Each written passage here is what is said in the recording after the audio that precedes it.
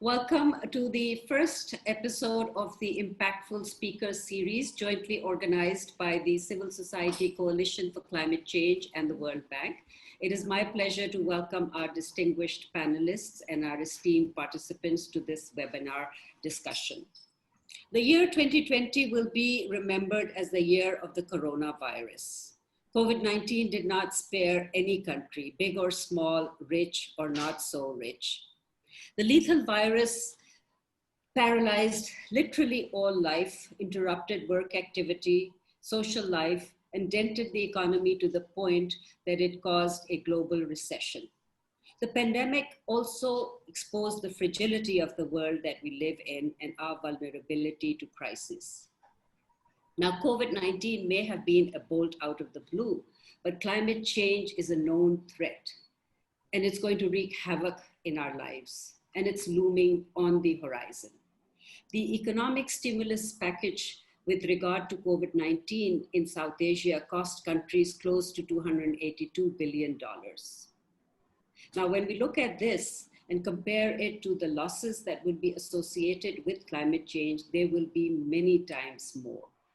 And it will not be possible for countries to be able to cope with this crisis without taking a collaborated approach. Science tells us that South Asia is warming up more rapidly than the rest of the world. The special report by IPCC says that the 2 degrees Celsius increase in temperature is no longer an option. The emission gap report shows that the gap between pledges and the required reduction in emissions to keep the planet within the safe threshold of a 1.5 degrees Celsius increase is still very wide. A report by the World Bank on the climate hotspots in South Asia puts at risk the lives of 800 million people. These are some very serious issues that require very serious deliberations and some very serious planning. How well is South Asia prepared to cope with the climate crisis? Is there a possibility for countries in South Asia to work together, to come and make a plan regionally for collective action that operates on the principles of the 3 C's: collaborate, cooperate, and coordinate? To hear more on this and to discuss the advantages of working together as opposed to the cost and consequences of missed opportunities, I will pass the discussion to Ambassador NADEEM RIAZ to talk to our panelists and see what they have to say about this. Over to you, Ambassador RIAZ. Thank you very much, Aisha. Good afternoon, everyone. We have just heard the opening remarks by Aisha, who is the Chief Executive of the Civil Society Coalition for Climate Change.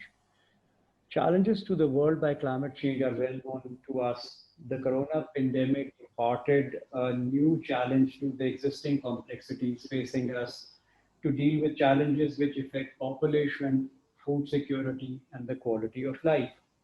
Now, outmigration by climate change will have a transboundary spillover impact and may create a new set of vulnerabilities which, without the 3C approach, which is collaborate, cooperate, and coordinate, may result in a humanitarian crisis for which no country at present has an effective coping strategy. It is interesting that South Asia region, which is home to over 1.94 billion people, does not have a concerted strategy to deal with the emerging challenges. Now we are faced with 2 options. What are these? Either to maintain the present status quo or to open a new chapter of climate diplomacy which may define the future of South Asia. Today, we have a distinguished list of panelists. The format for today's webinar will be a presentation of 5 to 7 minutes by each panelist, and then we will get into the question answer session. I would request all panelists to be to try to observe the timelines. Our first speaker today needs really no introduction. It is IFTEKHAR Ahmed Chowdhury, who is from Bangladesh. He is a career diplomat and a former government minister. He is the Principal Research Fellow at the Institute of South Asian Studies in the National University of Singapore. Mr. Chowdhury has had a distinguished career in the Bangladesh Foreign Service and he has also served as a special advisor to the Secretary General of the United Nations Conference on Trade and Development. Over to you, Mr. Choudhury. Thank you, Ambassador. It's lovely to see you again, and also my good friend AISHA. But I should be a derelict of my responsibilities were I to begin my substantive remarks without thanking all of you for organizing this very timely webinar, particularly Ms. AISHA Khan, on so current a subject. Though at a think tank in Singapore, as you said in your very kind introduction, as you all know, I'm Bangladeshi, and in my previous avatar, I had been, as you have heard, been associated with public service in Bangladesh for a long time. But to cut to the chase, Bangladesh, more than most countries in the world, is exposed to the vagaries of climate change. Deltaic, low-lying, riverine, it has 160 million people living in an area of 56,000 square miles, which makes it one of the world's most densely populated nations. Being war-ravaged economy at birth in 1971, Bangladesh has always had to be development conscious. Floods and cyclones of the Deltaic, the Gangetic Delta sort of led to its interest in sustainability very early, including in adaptation and mitigation in relation to climate change. The major program current in this regard is the Bangladesh Climate Change Strategy and Action Plan. It sets out 44 projects across 6 strategic areas: 1, food security; 2, social protection; 3, comprehensive disaster management; 4, infrastructure; 5, carbon development; and 6, capacity building. A major aspect in it is the Green Belt development, comprising massive investments in climate proofing the country. This seeks to minimize climate change on economic growth and poverty reduction. The idea is to seamlessly transition to what is called Delta Plan 2100, running from 2021 to 2030. It comprises 80 projects, including land reclamation, construction and embankments, and creation of safe navigation channels. The aim is to achieve safe, climate resilient and prosperous delta by the year 2100. A major takeaway from our experience in the broad area of climate change is that no nation is an island. This is why at an international level, Bangladesh played an active role in the Earth Summit in Rio de Janeiro, as also in preparing for it. I was myself at that, in the capacity that you mentioned, was actively involved with the process. Now, years later in 2008, Bangladesh was also in raising this issue at the Security Council, which deliberated around this topic. The fact that peace and stability and climate change issues are also linked became apparent when within 2 years, 1 million Rohingya refugees fled to Bangladesh to escape the atrocities in Myanmar's Rakhine province. We welcome the refugees, of course, but they are undeniably adding to straining the fragility in the Bay of Bengal region around Cox's Bazar, where they are settled. At a regional level, cooperation and collaboration and the framework of the 3 Cs that both of you spoke of, both you, Chair, and AISHA, is absolutely essential. Decades ago, the political systems analyst Michael Brecher described South Asia as a subsystem under the overarching global system because of the region's shared commonalities.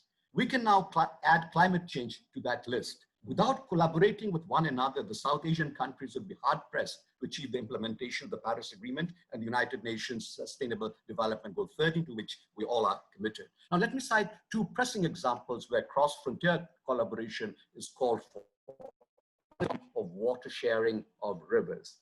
Livelihood of our peoples largely depend on water. Between Bangladesh and India, the agreement of water sharing on the Tista River has been hanging fire for many years. This requires resolution on a priority basis. Secondly, arsenic poisoning. Ironically, successful water-related projects have lowered the water table in Bangladesh, resulting in arsenic poisoning of drinking water. This is a problem we share with many states of India neighboring Bangladesh. I assume air quality in both the Punjabs would be another potential area of cooperation between Pakistan and India.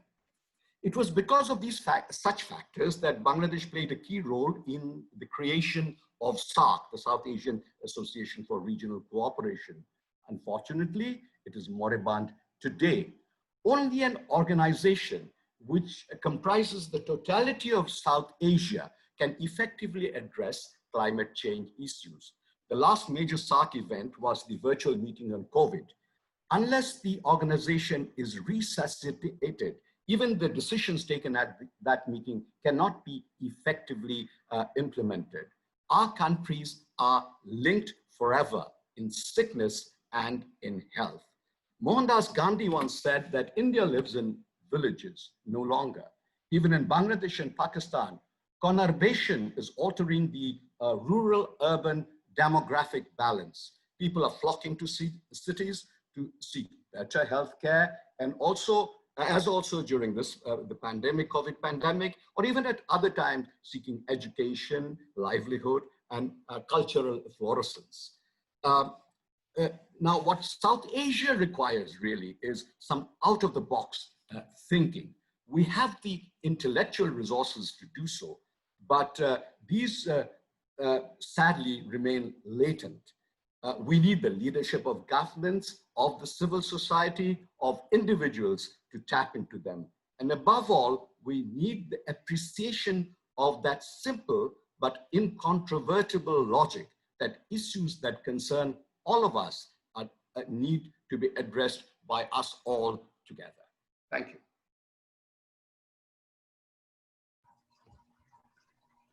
Thank you very much, Dr. Chowdhury. You were very, very precise and to the point. You basically raised I just try to summarize what you just said, that, you know, Bangladesh has been very developmental conscious. It has undertaken a number of very large projects, and you put it very aptly that no nation is an island. You spoke about on the regional cooperation being essential. You spoke about SAARC, about the role it has to play. And its effective implementation. You said that out-of-the-box thinking was absolutely essential, and, like, you know, there has to be a sort of a nexus between the governments, the civil society, and the people to tackle the crisis. Thank you very much. Now I will move on to my second speaker, who is Dr. ADIL NAJAM. Good afternoon, Dr. ADIL NAJAM, or it would be good morning for you. Okay, Dr. ADIL NAJAM really needs no introduction. He's well known at LUMS as former Vice Chancellor of LUMS. He is presently the inaugural Dean of the PARDEE School of Global Studies at Boston University. He holds a master's degree from UET Lahore and has a master's degree and a PhD from the MIT in the US. After graduating from MIT, he joined the Boston University in 1997 as an assistant professor, and then he moved on to the Fletcher School of Diplomacy. So Dr. ADIL NAJAM, the floor is yours. Thank you very much for that kind introduction. Thank you for hosting this panel of really thoughtful people and on an important question. But since time is short, allow me to be blunt. Let me take the question that AISHA had posed right at the beginning. Is there a chance that South Asia will come together to deal with this common crisis of climate change? I think the only honest answer is no, not at this point, but I hope it does. Now, I want to be very clear about this. This is not to say that it shouldn't. I think it is very evident that this is a common challenge. It's been evident throughout.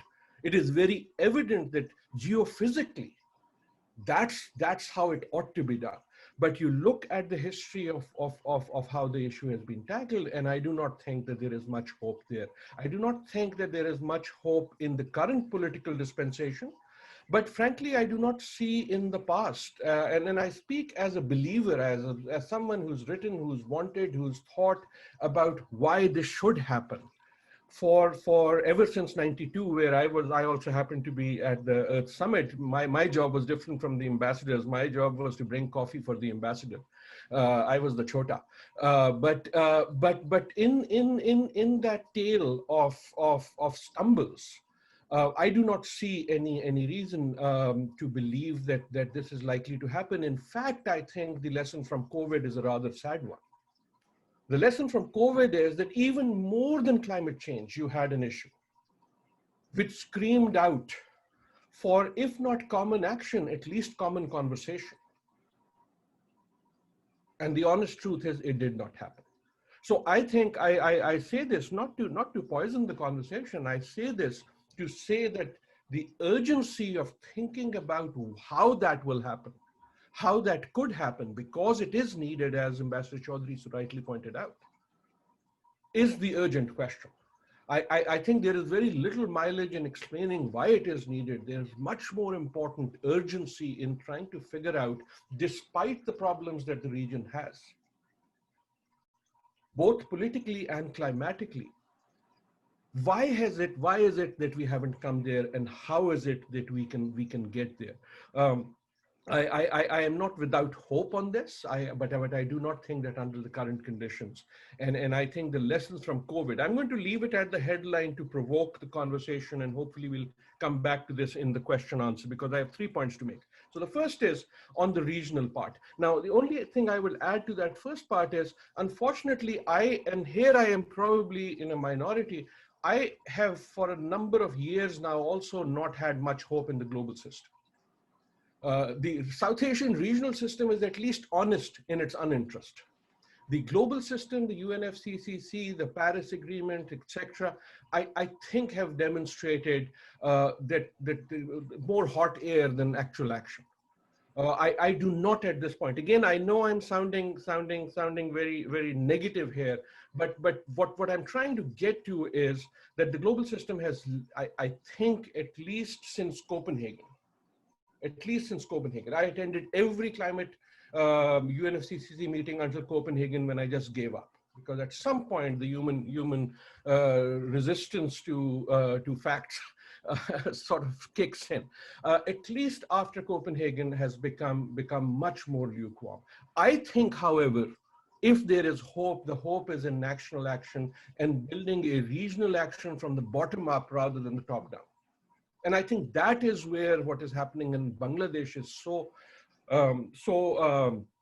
wonderful for everyone else to see in the region. Because unless countries take the issue by their own hands, it is quite clear that neither the regional nor the global system is going to move in. I'll come back to that idea and the hope I see in that national action in some countries in our region, most particularly Bangladesh, I would say. But let me do that. Second point, the impacts. What will the future depend on in terms of our topic of from COVID to climate? I think a lot of it will depend on the memories that COVID leaves us with. And what is happening in Pakistan is boggling the mind at this point. It's all of us are extremely happy that the numbers have gone down, but it is very different from, for example, what's happening in neighboring India. But a lot of how COVID and climate will be related will depend on what memories this leaves behind. I sit here in Boston. My memory is going to be how easy it was in 2 days to clear the streets of cars. My memory will be the 8% drop in CO2 emissions. However, I wonder if the memory will be that it takes a pandemic. There's no other way to deal with these things until a pandemic comes. So let's wait for the pandemic equivalent. I hope it will not be so. I hope the memories will be that electronic technologies allow a very different type of travel patterns. That the memories will be that we can live on a different carbon diet than we did up till March. I'm not sure if that will be so, because it can very easily go the other way, and very easily the memories can be, well, we went out, it came, but then it went away. At least whatever blips we will see, whether it is in ocean pollution or in carbon, are going to be pretty insignificant unless they are maintained for the long term. And in that, I think the impact will come from those memories. And the final point I would say, the third point, is that it will also depend on the conditions that a COVID world will leave for us.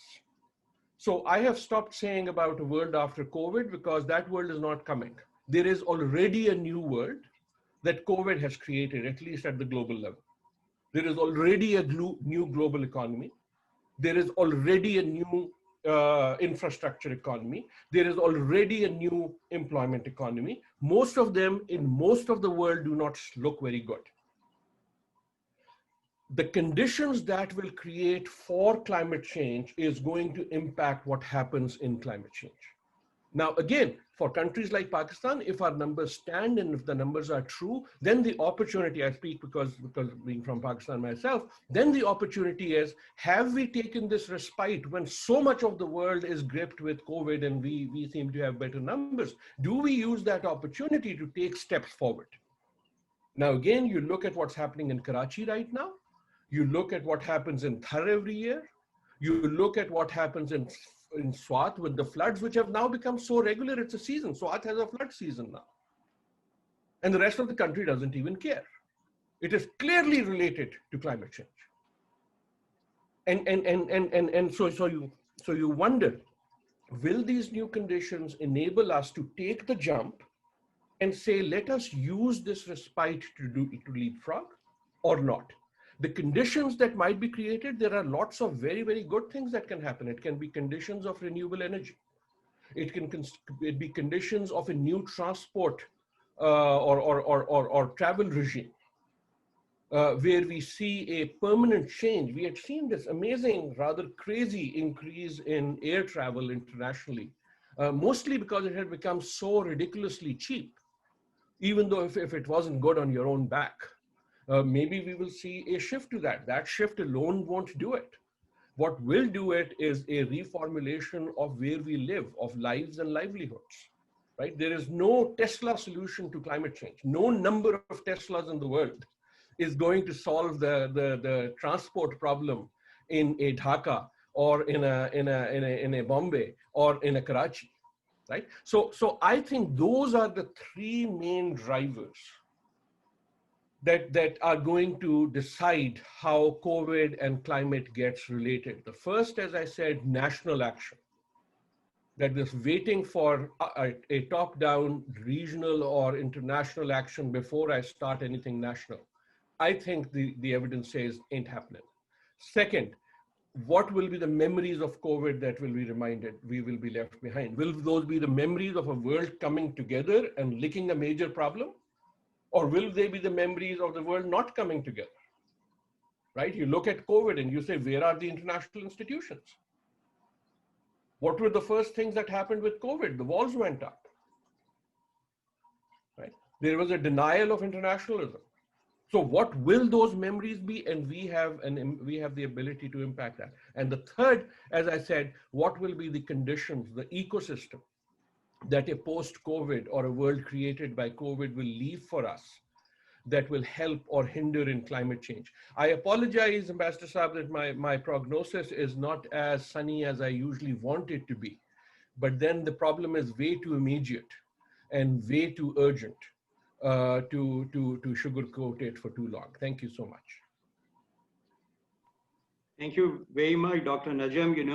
You always speak from your heart, so we really, really appreciate that. But just to summarize, you basically said that, a national action is required. Then what will be the memories of COVID and what will be the conditions in the post-COVID world?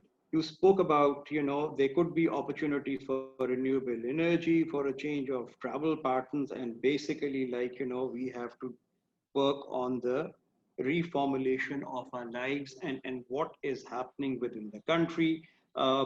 you are not very hopeful about a regional approach, which is you basically also refer to some of the reasons, which are the political dispensations, which are very, very prevalent and play a very important role in the region. And so you also said that hope is in action, and a bottom-up approach is probably the way for the future. Thank you very much. And I go now to my third panelist, Mr. Abbas Jah, who is the practice manager of climate change and disaster risk management within the social, urban, rural, and resilience global practice for the World Bank. He leads operations and strategy, technical quality control, risk management of one of the largest portfolios of infrastructure lending, technical assistance, advisory services within the World Bank. He has worked on cities, infrastructure, finance and economies, risk and resilience, and public policy. He has been with the World Bank since 2001 and has been working on a number of countries, including China, Vietnam, Thailand, Philippines. The list is very long, so I'm not going to go through it. He has also served as an advisor to the World Bank Executive Director for Bangladesh, Bhutan, India, and Sri Lanka. So he is well versed with the region. The floor is yours, Mr. Abbas Jah. Thank you very much. I'm having a little bit of technical problem. I'm not able to share my screen. So can anyone help me? That the host has disabled screen share.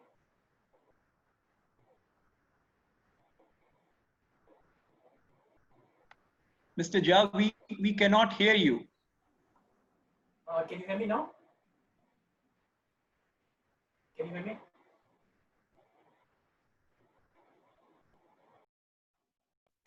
Can you hear me now? Yes, we can. Yes, we can. I'm having a little bit of technical problem in that I can't share my screen. It says the host has disabled. We can see you actually, but we can't hear you very clearly. Okay, I'll try. We can see you very, very clearly. I can't share my screen. I need to share my screen.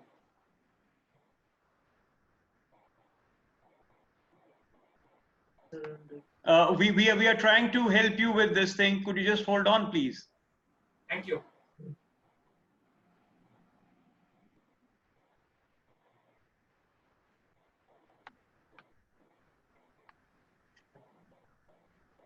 What we are going to do is because you know we are working with a limited time window. So while we work on while we work to settle this technical difficulty, I'm going to introduce our next panelist, Dr. NAUSHEEN Anwar. NAUSHEEN and I went to school at Columbia University. She is at present the director of the Karachi Urban Lab and Professor City and Regional Planning Department of Social Sciences and Liberal Arts at IBA Karachi. She has a degree from Columbia in International Relations and then has a PhD in Urban Planning from Columbia University. She has worked in various areas. She has been associated with the University of Singapore. She has written a book on infrastructure, on crisis progress and in industrial Pakistan and beyond. So the floor is yours, Dr. NAUSHEEN, and it's a pleasure to introduce an old friend from Columbia University.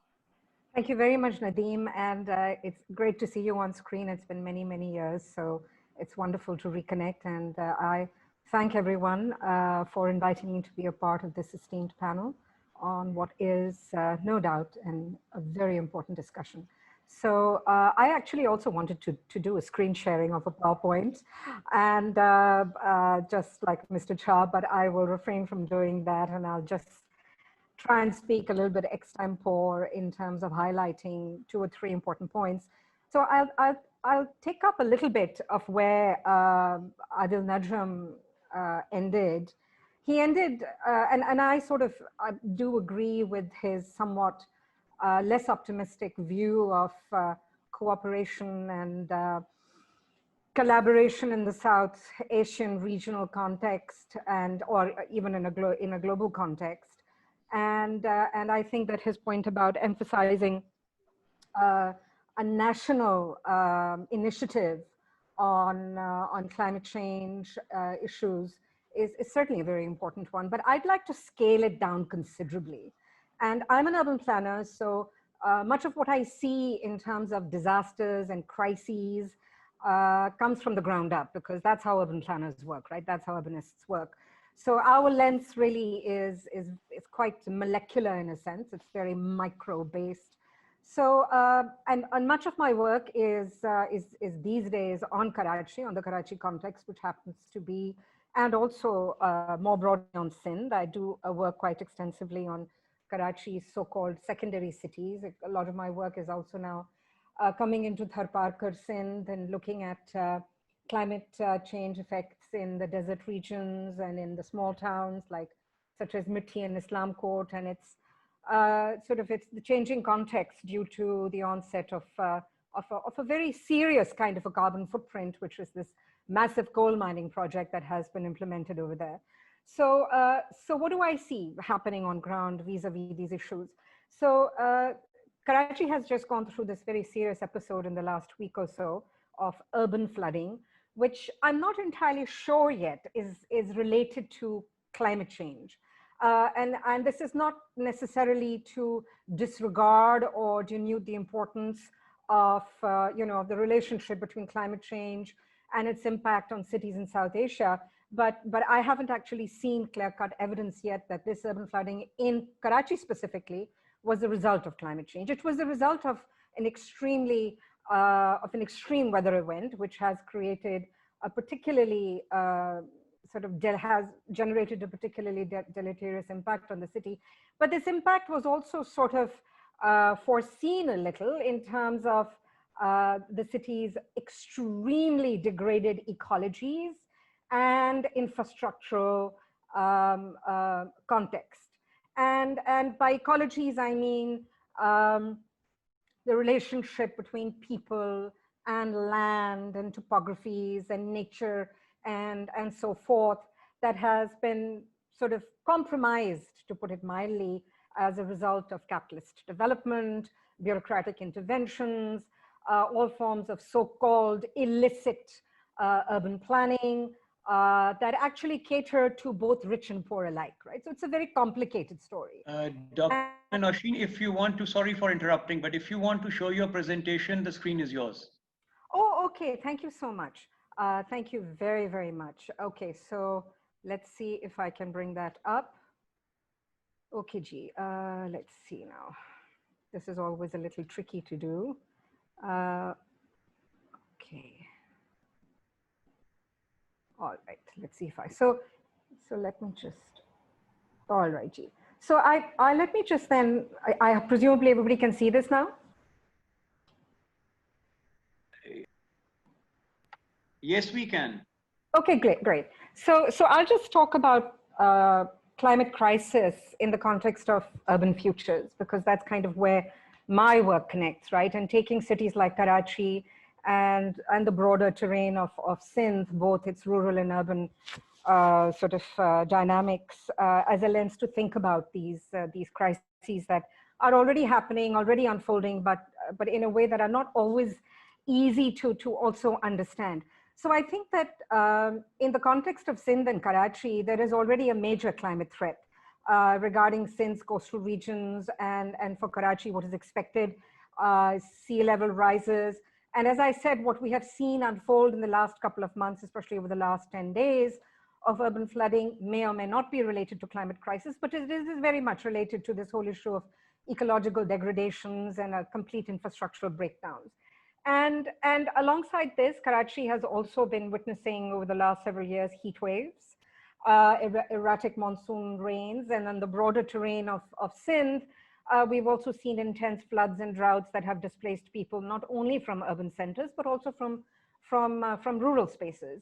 And what is happening in Sindh's rural areas has actually not been captured so much by the media. In the last 1 week, much of this attention has been on the city, obviously because of questions of density and urban conurbation and agglomeration and the question of demographics and people and its impacts that are so instantly visible always catch media attention much faster. There is, however, an acceptance at the local, provincial level government circles that climate change is a fact and that it is not a fiction, right? However, there is a great deal of ambiguity about how individuals and governments should go about responding to these threats, essentially. And this is in large part a political question, but it is also a question of putting in place the right kind of technologies or the right kinds of technocratic interventions that would enable political action, or certain kinds of political actions that would also enable these technocratic interventions. So both are interrelated. So, and this ambiguity in turn sort of has led to an impending urban climate crisis that is in turn related to sort of this anti-poor urban planning, which is happening now for decades, in cities like Karachi, and these world-class imaginings of, of turning cities like Karachi into the next Dubai. And these are sort of planning strategies that often lead to various forms of land displacements and evictions that carry within them new forms of vulnerabilities and precarities. And this has been ongoing in cities like Karachi now for the last 2 years, increasingly because the Supreme Court is intervening now, because the Supreme Court believes that it's a good governance strategy to bring certain kinds of urban planning interventions in line with, in an attempt to bring law and order. So it's a very kind of a circular and a very perverse and a very distressing sort of a terrain, of urban governance and fragmented governance in which this particular climate crisis situation is unfolding. And then with this, of course, the issue of migration is very much there. It's sort of, the big sort of white elephant in the room that nobody wants to talk about at the local level of governance. And this is about the climate refugees who are coming in from the rural parts of Sindh and who are settling not only in cities like Karachi, but in various other urban centers. So, and along with this, the pressure on land, on infrastructures and housing, especially, and other kinds of infrastructure, service deliveries, water, etc., are growing, they're expanding. And all of this is already dovetailing with issues of structural inequality and social and material vulnerabilities, etc. But I consider this sort of the challenge that is before us in terms of double vulnerabilities, right? So these are double vulnerabilities, not only about that concern not only material and social marginalization, but also issues of urban violence, which in the context of cities like Karachi has always been it's always been there, right? In the 80s and 90s, it's a form of violence that always got sort of subsumed under the narrative of ethnic violence, although so much of it also had to do with infrastructures and security issues and the military's all interventions, but also questions of gendered forms of violence and so on, right? The ordinary, everyday forms of violence. And the communities impacted now by climate crisis are already socially and materially marginalized. And so the impact of climate crisis will most likely make these communities even more vulnerable, for instance, due to forms of interpersonal violence, etc. And gender, of course, is a very important part of this, right? Women especially are at the front line of bearing the burden, not only of climate crisis and its impacts, but also the different forms of urban violence that are associated with the kinds of vulnerabilities and social sort of changing social dynamics that are unfolding before us. So, I'll just skip this. So the question then is that what do we know and what do we don't know in the context of the different kinds of vulnerabilities that are unfolding before us? How can we go about understanding them? So, there are multiple populations across Karachi and across Sindh that are already vulnerable to different types of risks. Water certainly is one of them. In Karachi, access to water is a huge issue. It's certainly not, for poor population, but also for high income populations. But the impact on low income, working class, and poor communities is particularly, discernible and deleterious. So how will climate crisis in turn then exacerbate issues of water scarcity and vulnerability associated with certain kinds of infrastructures? for such populations, right? And the political economy of this is it's very complex. I don't want to get into it. One can talk about that ad nauseum also. So, so in my opinion, climate crisis and urban violence add yet another layer of risk, you know, at this urban level. And climate crisis programs then have to take this, I believe that they must take this into consideration, the violence-related risks associated with climate crisis. And in this context, I believe that there is an urgent need, you know, for routine and reliable data generation, for metrics, for analysis, which at the local level, actually, we simply don't have. You know, I'll just take Sindh as an example because this is the terrain that I am familiar with. And if I only just take the example of Karachi, you know, we're looking at a sort of a landscape in which, you know, data is just kind of this void, this dark space. You know, you try and access data and you're going down a dark hole, and the deeper and deeper you go, you wonder, you know, what do we do over here?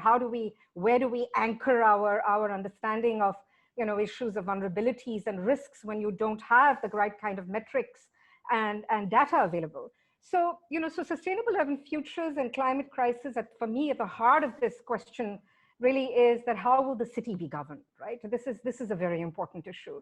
And so the reorganization of how we think about democratic governance systems, I believe, is inevitable if we are to take seriously the, you know, this issue of climate change, climate vulnerabilities, climate crisis, and so on and so forth. And for me at this juncture, the biggest challenge is not the weather, but really it's the question of infrastructures, right? I mean, literally, can we get the infrastructure right? Which is precisely what we are seeing happening in Karachi right now. Can we get the drainage systems right? Can we get the roads right? Can we actually have forms of construction, you know, that pay heed and you know, take into consideration issues of safety for ordinary citizens? So even though talk about green cities is very important, it's equally important and urgent to talk about how cities are becoming key sites of a politics of governance. And this politics of governance is, at the end of the day, about responsibility and ownership and justice. And I'll just stop right there because that's my 2 bits. Thank you very much.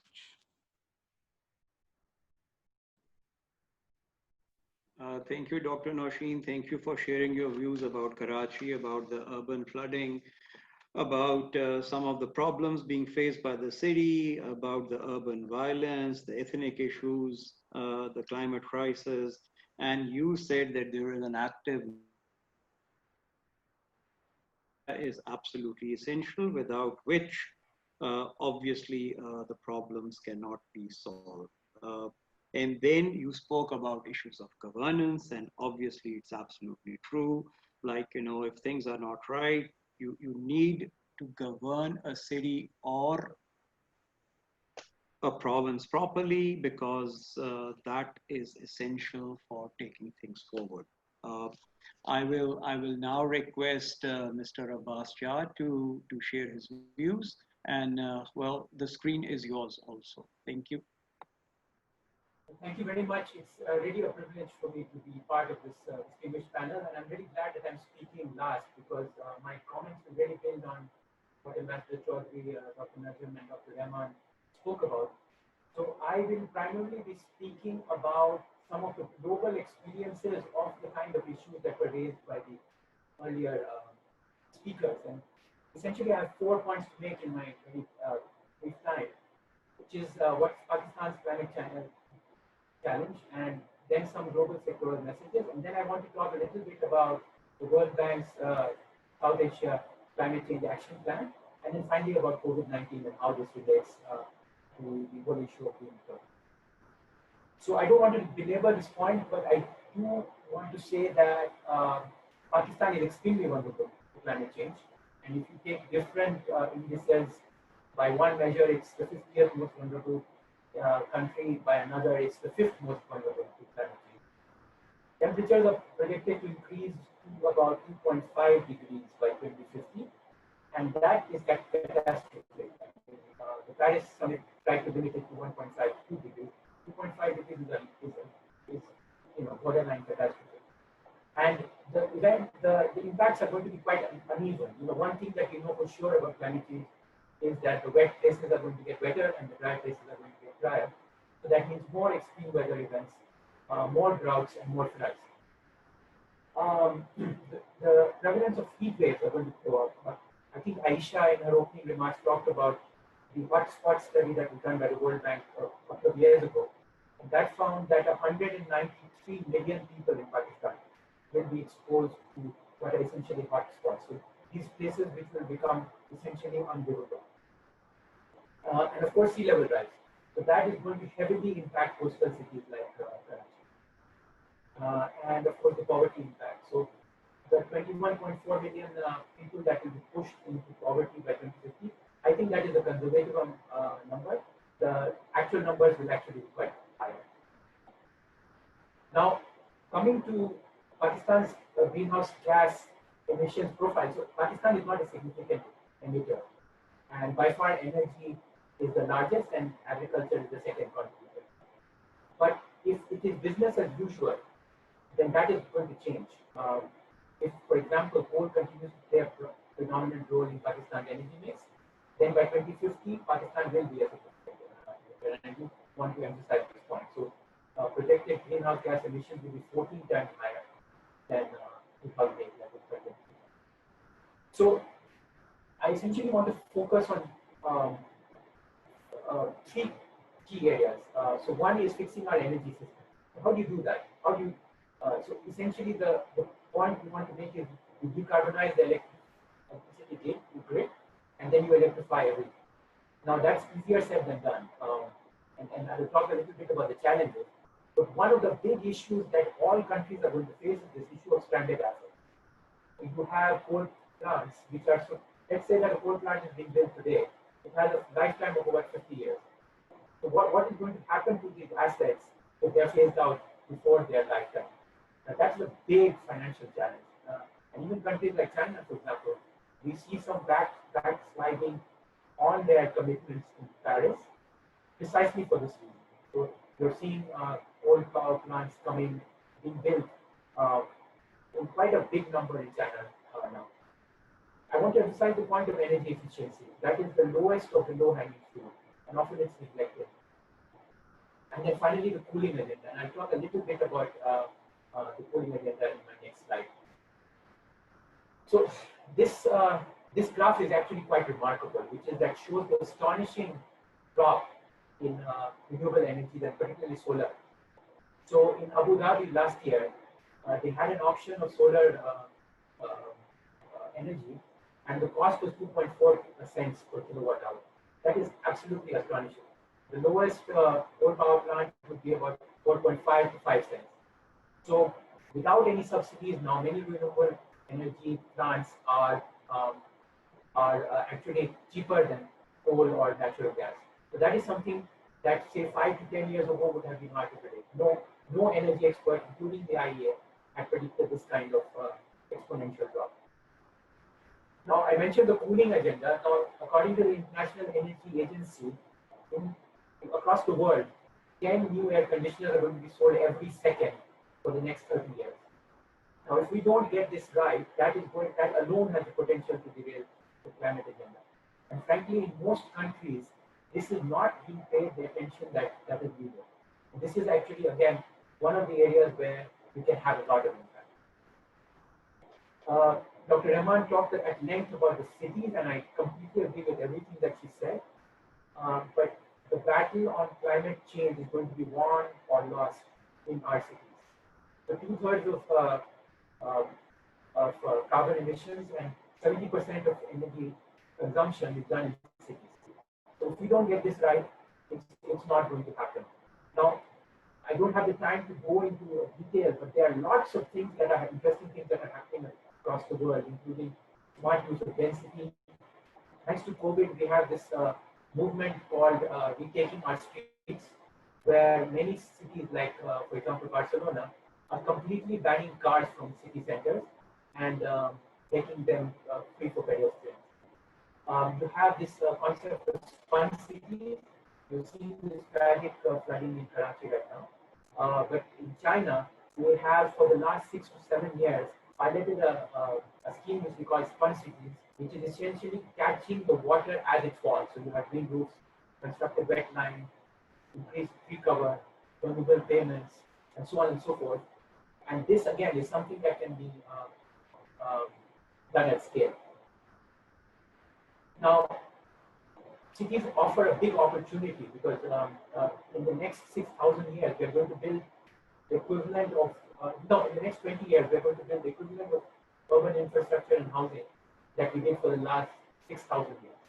So most of the urban infrastructure is yet to be built in the developing world. We're seeing this explosive urbanization across South Asia and particularly in Africa. And this gives us, again, an opportunity to get some of these things right. I really like the Singapore is a good example of density, smart use of density. When we talk to urban planners in, for example, South Asia, often people say that our cities are already dense, but that actually mistakes overcrowding with density. And if you look at the way, for example, Singapore uses the layered concept of density, that is something that, again, many cities can learn from. So one of the arguments that's often used by developing country planners is that these concepts of, for example, bicycle friendly or pedestrian friendly, these are Western concepts. They are not for us. They're not for developing countries. I just wanted to show you these two pictures from Amsterdam.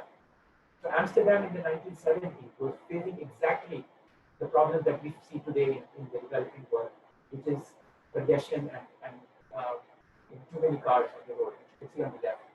And on the right is precisely the same place and it's today. So Amsterdam and Holland in general is a good example of a country that because of a bottom-up people's movement was able to move from a car-centric approach to a people-centric approach to design of cities. And then finally, I want to talk about agriculture. I don't have much time on this, but we can talk about this in discussion. But again, there's a lot that can be done on climate smart agriculture. Pakistan is a good example where climate is going to particularly hit the agriculture sector very hard. Early warning systems are perhaps one of the best investments that a country can make. We have estimated that $1 spent on early warning systems can save $48 later on of avoided losses. So this is really one of the key things that a country can invest in. Now, we are, as I mentioned, we are about to finalize the South Asia Climate Change Action Plan. And as I mentioned, in terms of just flooding alone, South Asia loses $1.2 to $1.8 billion. This is only Pakistan. And as I mentioned, agriculture GDP in Pakistan would fall between 5 and 12%, and especially hitting the water-sensitive crops like rice and sugarcane. So the objective of this plan is really to identify few strategic high-impact activities. I would include urbanization, I would include agriculture, and I would include energy in this, and see how we can work with the government of Pakistan to really transform this sector. And I can't end without talking about COVID and climate. And I really liked what Dr. NAJAM said about memories. In the disaster literature, we have something what we call the half memory life of disaster. And empirically, it's been found that that's a generation and a half. So that's about 15 to 20 years. So after a major disaster, the memories start to fade around about 15 to 20 years. So that's about the window of opportunity you have to really make transformative change. And frankly, the window of opportunity is much lower. So you really need to act with urgency. And I really like this message, which is graphically, which was written on the Hong Kong subway.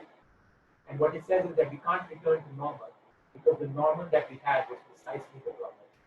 And this is the mindset that we need as we move forward in dealing with the pandemic and climate change. Thank you very much. I'll stop it.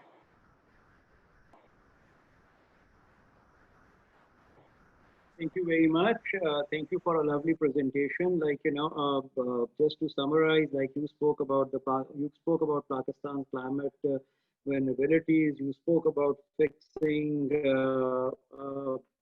the cities, the push for the green, In that, you had given a quotation which said that, you know, practically everything, the infrastructure will have to be built and then rebuilt in the next 20 years, which was built there for the last 6,000 years. And then you spoke about fixing the agriculture and the food system. You gave the SAR action plan, and then you spoke about the window of opportunity. Thank you very much for a very, very concise presentation. While you were giving the presentation, we have received numerous requests from our viewers for sharing the presentations which all of you have made. Now, if everybody is on board and you want to share the presentation, kindly share your hand. You can email it to us and we will gladly share it with our participants. Are you on board, Dr. NAUSHEEN, for sharing your presentation? I'll think about it. Actually, it's part of a new project that I've just started. Okay. So yeah, I'll have to talk to my colleagues about that. Okay, okay. What about you, Mr. Basja? Would you like to share the presentation? Okay. Yes, of course. Okay. So you know, thank you very much. We await a response from Dr. NAUSHEEN. Well, now we will take the questions. I have a few myself, and I'm still a student of climate change.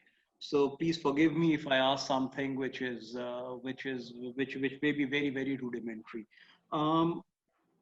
Because we have a number of questions, if it is possible for the panelists to take not more than 3 minutes to answer these questions, I will really appreciate that. My first question is to Dr. IFTEKHAR Chowdhury. Dr. Chowdhury, what in your opinion are some of the threats posed by climate change at the regional level that will have a transboundary impact? And what in your views are the areas which offer the opportunities for collaboration? And what would be the best approach for building the partnerships? Okay, thank you for the question. Actually, my thesis was the necessity, the need for a political framework which would take all the countries of South Asia into,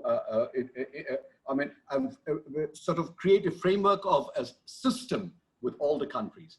In other words, what I was saying, that politically sometimes we talk of the commonalities and we talk of a South Asian system within the global system. Now, addressing issues like climate change, it has to go beyond the frontiers of a single state. So obviously, since we have a structure in SARC,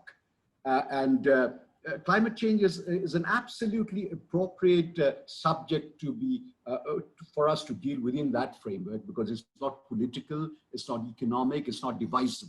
You see, so that's a perfectly ideal subject for us to build a cooperation around it. And a sort of extended thesis is that if we can build a cooperation around something like climate change, which is a common threat to all of us, what will happen is that it will create linkages in other areas as well among our countries, which will generally lead to stability, which is good for development. So, I mean, which is why at one point I had even linked climate change to political instability when I spoke of the Rohingya refugees. Now, the common threats, like, yes, I mentioned two, for instance, and two that we've been exposed to. One is water sharing, where Pakistan and India are also involved.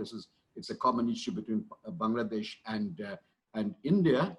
And here I think that we should be guided by what it is easy. It's not too difficult to discern what is to mutual advantage. You can have a sort of win-win situation on these things.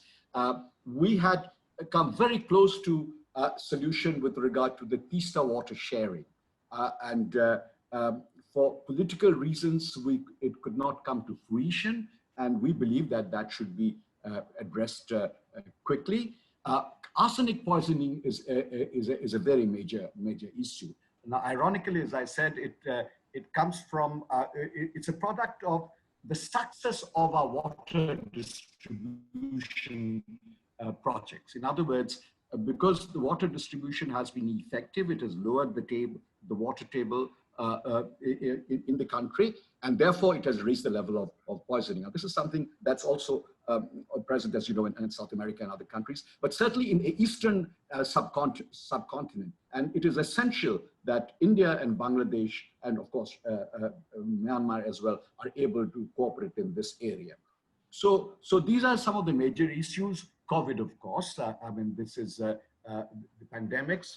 Pandemics know no frontiers, most certainly. Some believe that we're a bit lucky in the sense that perhaps because of the demographic composition of our population, since our people are young, we have an immunity system which is better than Western countries. And the other problem is probably we have the culture of being vaccinated and inoculated earlier, most of us in our lives. Somehow we have been able to develop some kind of immunity, for which reason today, I mean, the numbers are far less than, numbers of fatalities are far less than in the West, even though if the numbers be not exactly correctly depicted. But nonetheless, even if you treble the numbers, it would be less than, say, numbers per million in Belgium, for instance. So that I hope answers partly what you asked. Thank you very much, Dr. Chowdhury. My question is to Dr. Najam. Dr. Najam, we acknowledge your reservation about the regional cooperation and your less than optimistic approach about international negotiations. Now, do you think that there are some areas where countries in South Asia can engage in climate diplomacy? Gee, I'm sure there are, and I think Ambassador Chowdhury's point is exactly right. The logic has always been, for 30 years, the logic has been, why don't we start with this issue, which is clearly common, which is easier, and we will build on that. So I think that has always been the logic. The question is that we have consistently failed in that. And I think we failed in that partly because our political divisions and history is such that we immediately pile on the most difficult question to it. I'll tell you a little story. You know, one of my formative moment was back in 1990. I was involved in organizing, again as a chota, the first India-Pakistan Environmental Summit. And it was an amazing thing in Lahore, 1990. Every major Indian environmentalist was there. Every major Pakistani one was there. It was Mela, it was wonderful. But what I learned was never call a conference the first unless you are sure that there will be a second. And there never was a second. And that's the history of our region. I think in some ways what we should be doing also, I think we should continue trying this. But let us build on the learning from each other because the conditions are so similar, right? And that's what I mean by the bottom up. Now, when I say bottom up, I do not mean to say that we should not look at the global. In fact, it's quite the opposite. This is for AISHA. You know, there is now, AISHA, as you know, such a wonderful generation of young scholars on climate in Pakistan and across the region.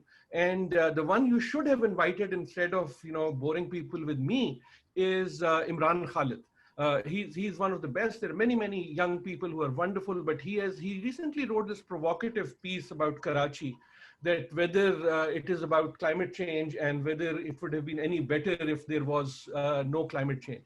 And in provoking, he was correct that even if you have that sort of a climatic event, whether there is no climate change, what you will get is what you will get for reasons that NAUSHEEN mentioned. But I think there's also a danger in that argument. There's a danger in that argument, therefore don't think about climate change, let's do something else. The point is very clear. The point has always been clear. The point is that if you have other problems, they will be exacerbated by climate change. Wherever in the world you will have bad governance, when climate change comes, it will make it worse. Wherever you have bad infrastructure, when climate change comes, it will make it worse. Right? But the problem on putting everything on the back of climate change is that it very easily gives, because it is a difficult concept anyhow for policy, it very easily gives you the out of saying, okay, we can't afford climate change, because there's this long baggage of 30 years in developing countries that this is not our problem. right? It is not our problem yet, but now it is on our head. Right? So my point is, because for 30 years, the human, this is not our problem, you caused it, you solve it. The fact is they're not going to solve it.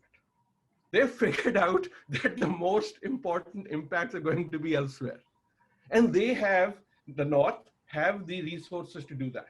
Therefore, I think we need to take it very seriously. The argument to me is that, and this is, I'm sorry I'm taking time, Ambassador, but this is very important. I do think we need to get beyond mitigation. We are still talking about climate change action as the actions that should be taken in New York. Yes, our cities, buildings have to be better, and cars have to be better, and transport have to be better. But for Pakistan, for every developing country, this is now an adaptation problem. The climate challenge is not simply the challenge of reducing carbon, it is the challenge of dealing with the impacts. The argument for governance, the argument for infrastructure, is that when impacts happen, if you do not have them in the right place, their negative impacts will be multiplied. I know I've taken too long, but if you allow me, since just a minute, I can also share one slide to make this point very quickly, and I hope that people are okay with that. I hope people can see my slide. We live now in the age of adaptation. And what that means is, for 2.5 billion people in the world, including everyone in South Asia, climate impacts are here, and they're here now. This is not a future problem. Climate is not a future problem to be solved. For us, it is a current problem. I hope people can see that graph in the middle, and please see how the lines continue. This is not future data. This is current data. In fact, it is past data. That first line is 1.5, that second line is 2.0. We are in 1958, 64, 69, 76, 80. Keep looking at where that line goes. That is the average global temperature. The graph stops at 2016. If I take it to 2020, it would have crossed the 1.5 line at least 4 times. Now, that doesn't mean we've totally crossed it, but I can promise you, unfortunately, I hope I'm wrong, but we are not going to meet the 1.5 target. There is absolutely no way. 30 seconds, sir, and I'll end. Now, you might say, well, global doesn't happen. This happens local. Same data on the local. Look at what is happening to South Asia. It is the same data, what is happening to the climate in where we are. So every time there is a climate disaster, we can say, well, we don't know whether this flood is because of climate or not. Climate is not going to bring new disasters. It is going to exacerbate the existing cycles of climatic variability. The drought, the flood, the melt, the rise will become more or less. The quantity will change and the frequency will change. So we have facts that should be speaking to us, but we are not letting them speak. And my point again is, we need to learn in all of South Asia to live in the age of adaptation. In the age of adaptation, there is a win-win. Show me a good adaptation project, and I will show you a good development project. What adaptation does is it delinks that old argument that climate is the opposite of development. In the age of adaptation, it need not be. Dr. Adil Najam, just for the record, I want to say that Dr. Imran Khalid is a very close associate, and I consult very closely with him on all climate-related issues. And I consulted with him before constituting this panel, and it is he who recommended your name. So he will definitely be on our next panel, but for this one, he recommended that I invite you. So hence the choice. Please let me, I will come to listen to him. I'll definitely do that. NADEEM, back to you. Okay, thank you very much. Thank you for that intervention. My next question is to Mr. Abbas Jah. You know, you have such a world of experience in dealing with international organizations. When you look at South Asia, you have about 70% of the people in this area working with agriculture. But at the same time, the crop yields are expected to decrease by about 30%. When I was with the FAO, we were always talking about food security. Now, how do you think that food security with the climate issues and with climate change can work for this particular region? Thanks very much for that question. I think that's a really difficult challenge that we face, which is that the political economy of reform of agriculture in South Asia is the tricky one, which is that the productivity is very low. You have many poor people subsiding on agriculture, marginal agriculture. Most of the plot sizes are less than half an acre. So you really the challenge is how to get more people out of agriculture and boost the productivity at the same time at a time of climate change, where temperatures are going up and that will impact productivity. If you look at, for example, the investment in agriculture across South Asia, and I think this is true of all countries, the capital investment has actually gone down.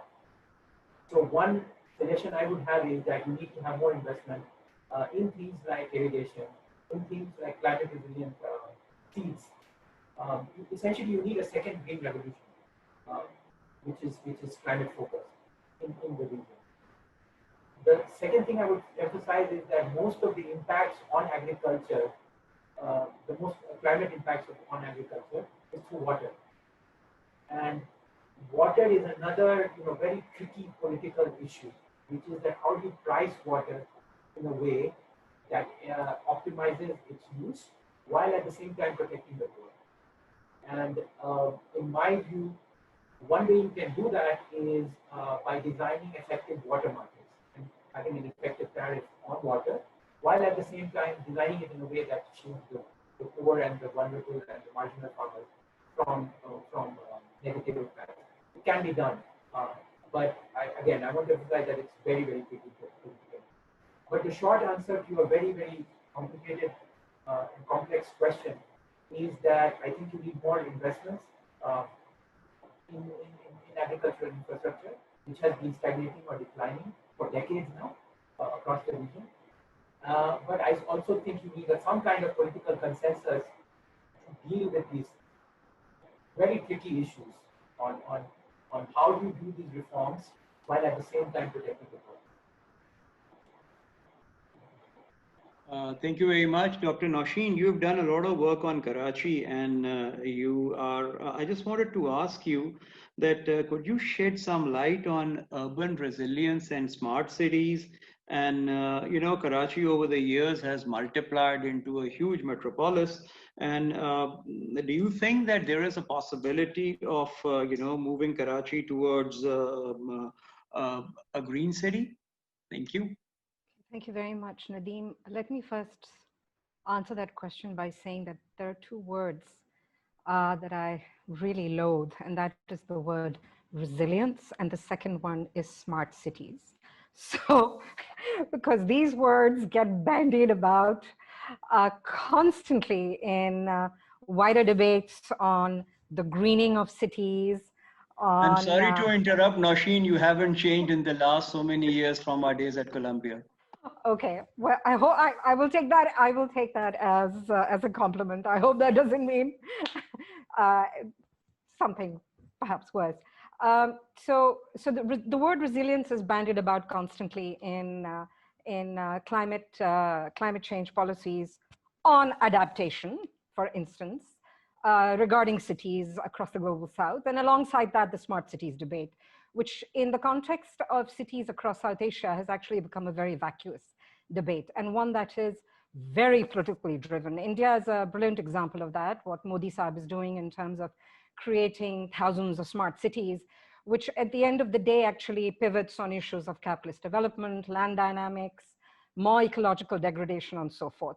So in the Pakistan context, and specifically in the Karachi context, it would be very smart, for instance, to put into place certain forms of, basic delivery services for sanitation and garbage disposal. That would be a very smart move.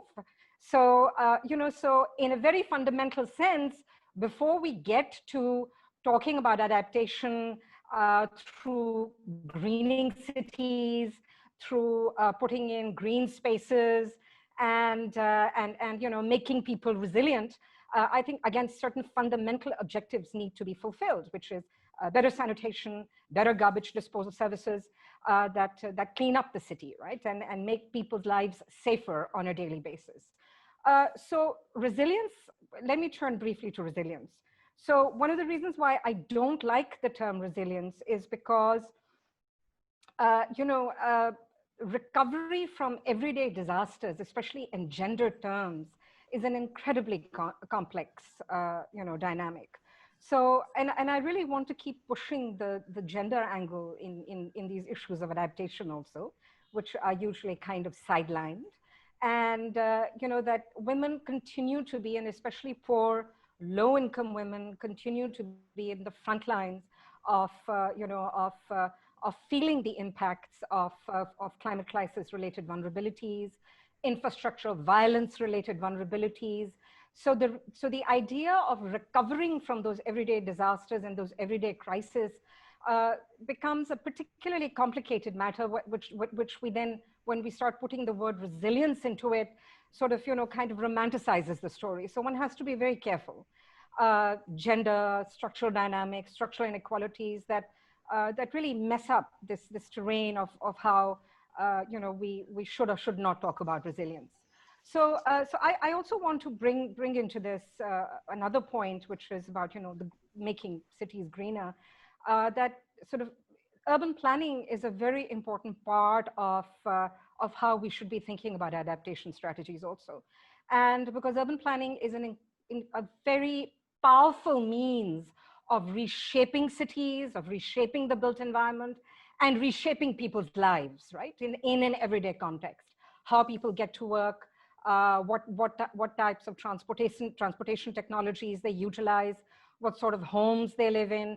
So when we think about climate crisis adaptation strategies, the linkages between housing, transport, infrastructures, mobility are extremely important.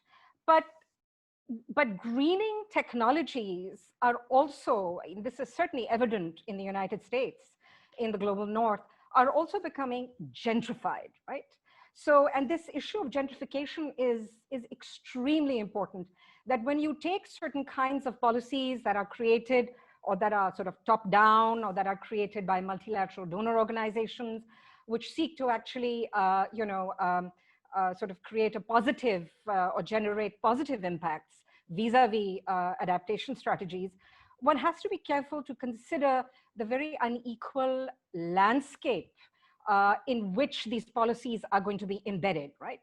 So at the micro level, people might take up, planners, policymakers, bureaucrats might take up these greening interventions to serve the needs of certain kinds of vote banks, or to serve the needs of certain kinds of agents of change, such as developers and real estate developers, right? So the whole idea of greening cities through certain kinds of interventions can end up becoming gentrified, where these greening technologies end up serving the interests of specific populations that are better off, that are, say, more elite or middle class or upscale.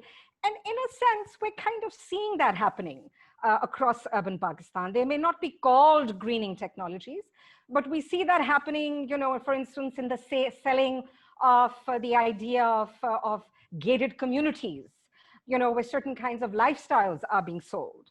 And these lifestyles are often being sold alongside this notion that this is a green space, and it's a clean space, and it provides purified air and, clean energy systems, right?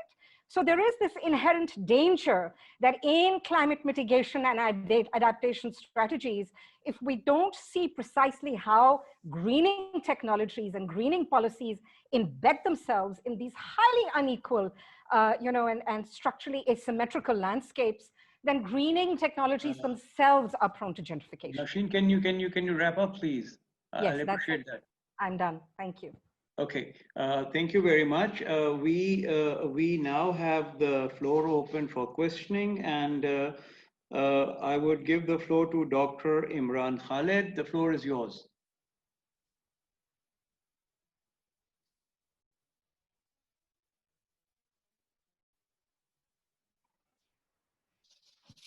Thank you much. Can you hear me? Yes, yes, we can. You hear me?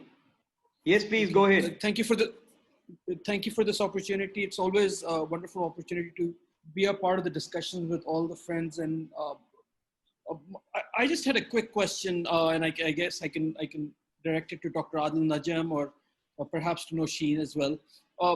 Is it time now to rethink the way we perceive risk in our society, given what we are facing vis-a-vis climate change? Risk perception to me is something that we wait till the very end. I mean, if there was an asteroid about to hit the Earth, our response will be much different than if it's something in the future. So, and I guess when it comes to climate change, we are still not reconciled ourselves to the fact that it's already here, as Dr. ADIL NAJAM keeps saying. So why this just discrepancy in terms of perceiving the risk? And so I'd just like to have both perhaps ADIL as well as NAUSHEEN touch on that. Thank you so much. Please go ahead and, anybody can take the question. Thank you. Ambassador, may I suggest we take a few more questions from the floor and then maybe we can wrap them up. That way more people will get to get their points in. Sure.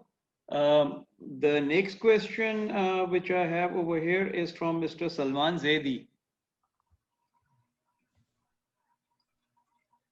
Mr. Salman Zaidi, are you there?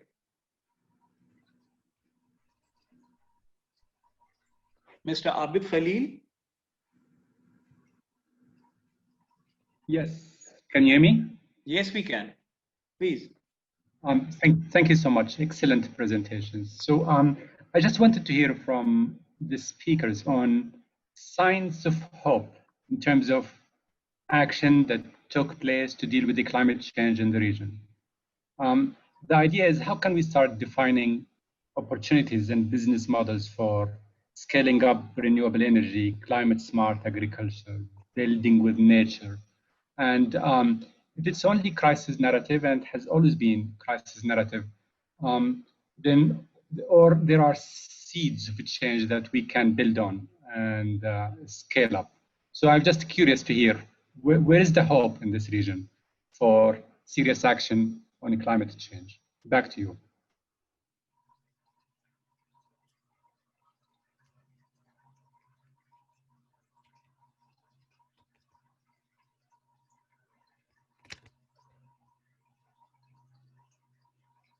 Take another question, and that is from Mr. Ehsan Tessin. Mr. Ehsan Tessin, are you there? Okay. The next question would be from Mr. Arif Gohir.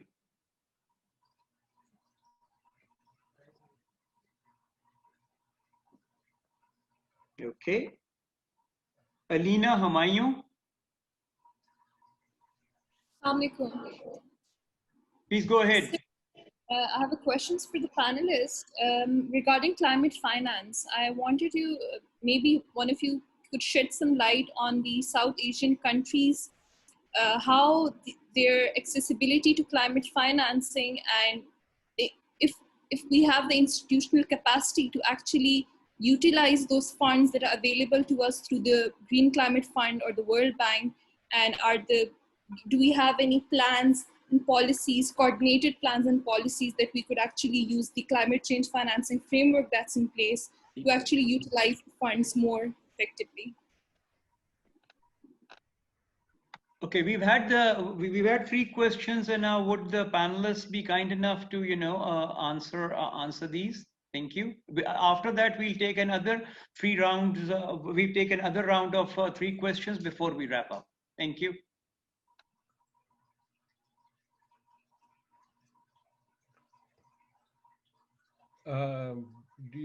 Can I jump in, or did anyone else want to? Chaudhary Sahab, NAUSHEEN? A very short reaction to to the question on I think it was from Ahmed Khalil, is it?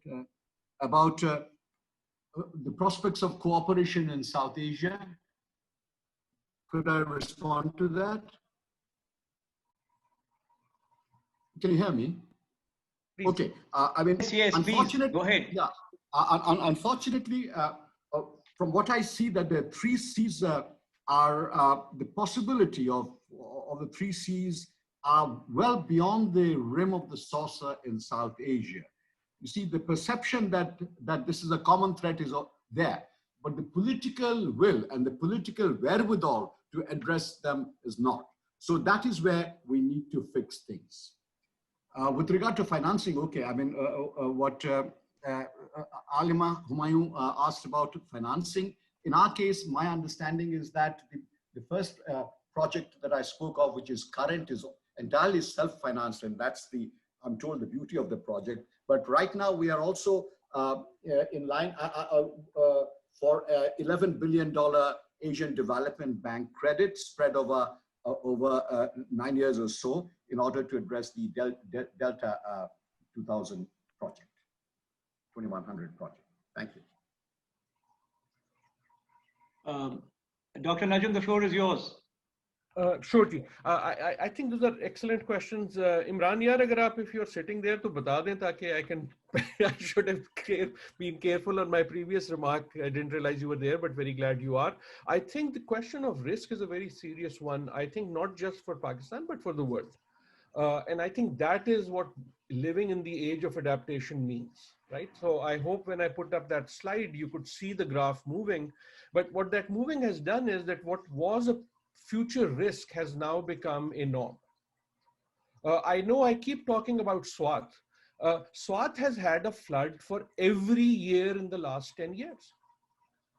आपके लाहौर वाले कराची वालों को time ही नहीं मिलता.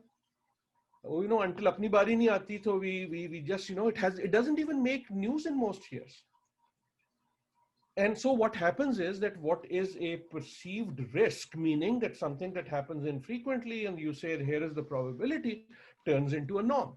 A heat wave in Karachi used to be a risk, is now a norm. A smog in Lahore was a risk. Okay, if the fog season is very high, to smog ho jayegi. Now it is a norm. So once you plan for norms, they are different from planning from risks. Right? Because if you have a risk, you plan for a 10-year event, a 20-year event, a 5-year event, and you build likewise. Once you know it is a norm, it is like, you know, I live in Boston, we have snow every year. In Washington, D.C., they have snow sometimes. So they don't plan to build for snow. If they get a little snow, everything goes berserk. The same thing is happening with, so you know, when we talk about resilience and stuff, again, I partly agree with Nausheen, but resilient is not people, it's cities. The idea is not that I will get used to the risk and isliye mujhe jute marte raho. The idea is make your environment resilient so that what is now becoming a norm. So anyone who's planning in any part of the world ought to now start looking at a whole bunch of what used to be called risk as the essential starting condition. That, I think, is the fundamental premise of living in the age of adaptation, right? And the unfortunate thing is if you don't mitigate, the risk will keep, former risks will keep turning into norms. That's the problem. And that's why it has to be sort of an adaptive thing. One very last thing on the other two questions, both of those excellent, and actually there was something written by Basanta, which is also on this hope side. Climate finance, I will link climate finance to hope. The hope as well as the fear is, we think of climate finance as if it will come from the World Bank. Sorry, Abhasha, but we have become accustomed to thinking that climate finance is an international thing.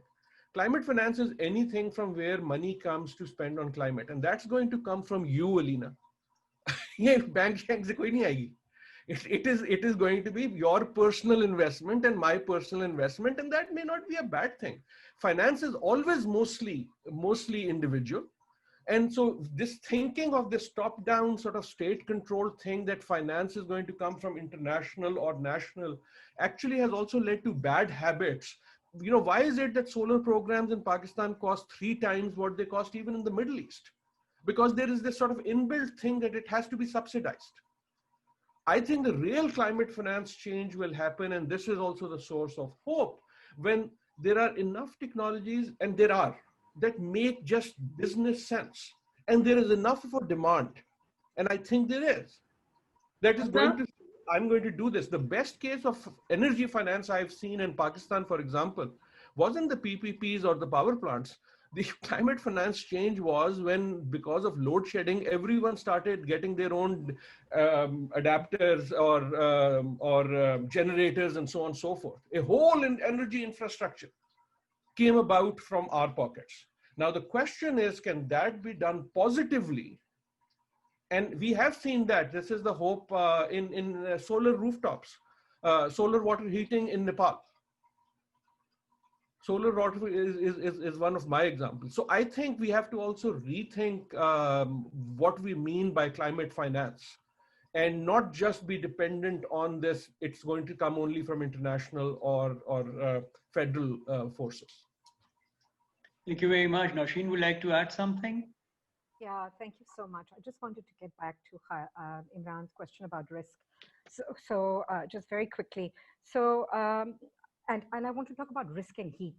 So, so there are a group of colleagues and I, we've just actually started a new project on heat, and thinking about heat as in the global urban south, as thinking about vulnerability through the lens of heat.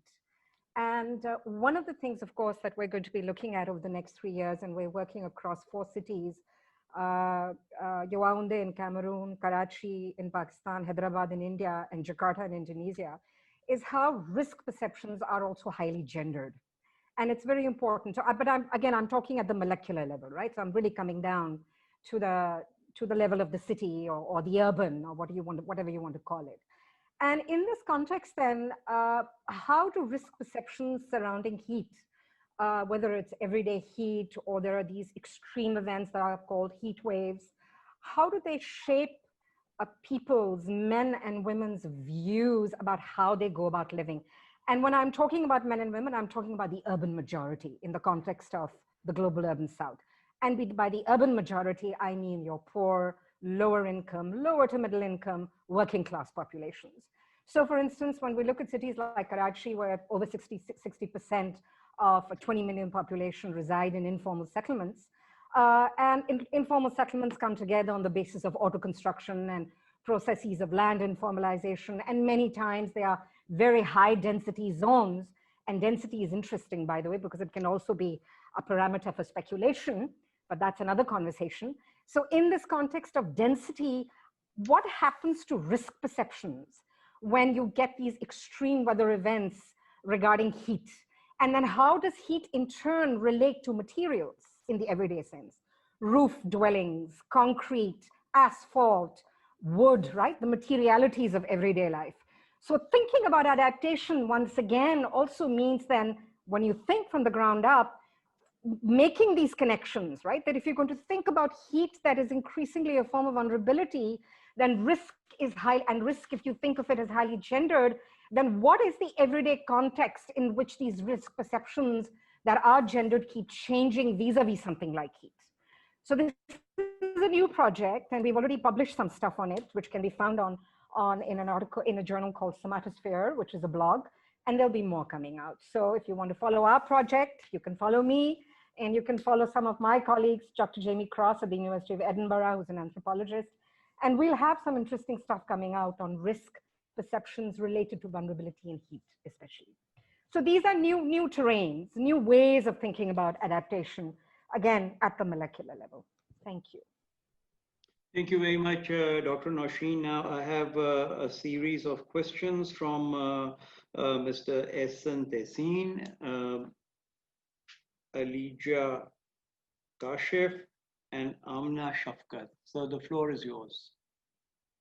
Ehsan Tehseen, please go ahead. Thank you very much. Am I audible? Yes, you are. Thank you. Sorry, I was having problems earlier connection. I just had a quick question, sir, to the panelists. You know, Abbas Jah mentioned earlier in response to your question on agriculture, that water plays a significant part, plays a significant role. And for a country like Pakistan, where the use of water is embedded and entrenched in, certain, it's for decades, we haven't really shifted our policy on water. We've used the same traditional way of using water, whether it's for agriculture or for urban centers. How can we incentivize a country like Pakistan, which with all its problems and all its various challenges, rather, of being a federal state? How can we really incentivize governments to have that policy shift on a critical issue like water, which if we continue to ignore that, will make Pakistan a very scarce, a water scarce country. So that is my question to the panelists. Okay, we'll take 3 questions, and the next one, please go ahead. Alija Kashif.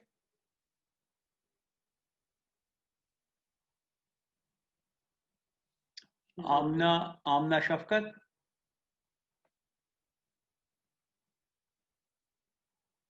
Okay. Salman Nabi.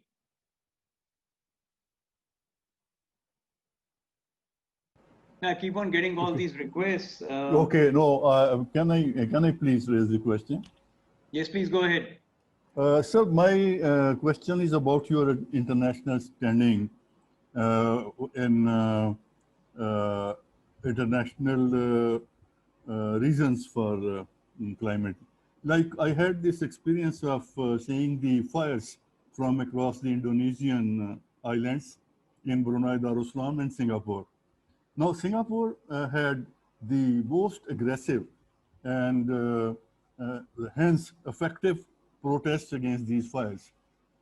So I just wonder, when we have, it was just mentioned a while before about the smog, we have the fires from across the border.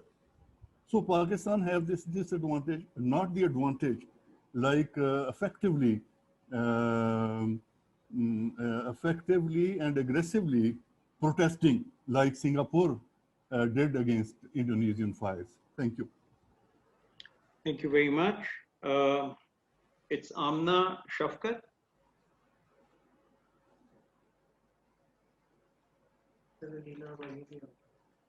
Huh? Carla Maya.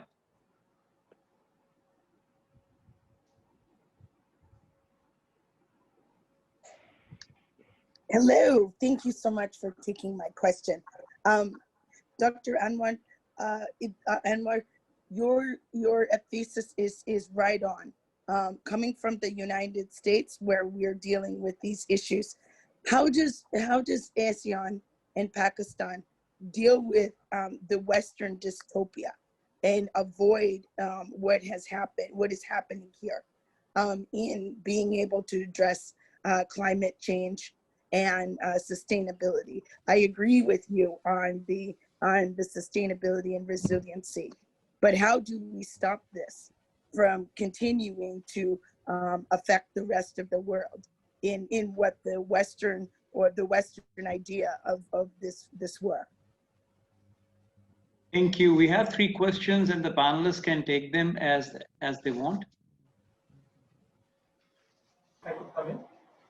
So, can I come in? Yes, you are audible. Yes, so maybe, actually I wanted to take a step back, and I wanted to say that how much I agree with Nausheen's comments on smart cities to begin with, which is that in my view, smart cities is it's a kind of a excuse for city makers to pretend that technology will help them avoid making some of the difficult things they need. So it's smart cities is how should I put it? It's like a cover where it doesn't stop you. It will not clean your drain, so it will not create a balance sheet for your city. So this is really, I think it's a distraction, and the less we talk about it, the better. Now, coming to the questions, I think Ehsan's question is a really good one, which is that what do we do about water, which is so difficult. I think it has to begin with some form price on water. And I realize that this is easier said than done. But if you look at the experience of other countries where, for example, fossil fuels subsidies have been abolished in a way that is consultative, in a way that protects the poor and the vulnerable, it can be done. But at the end of the day, across South Asia, so I'm including Pakistan, India, and Bangladesh. For example, if you look at groundwater, we are now exploiting fossil water, which is water that is more than 10,000 years old. So we're drilling that deep. So it is really a crisis. So it does need to be addressed. And as I said, I think it begins with some form of price on water. And there's no avoiding that. So I would say that. I do want to say one thing about hope, and Abid's question about hope. So there are some really good signs happening in the region. It's not all doom and doom. Let me give you two examples of that.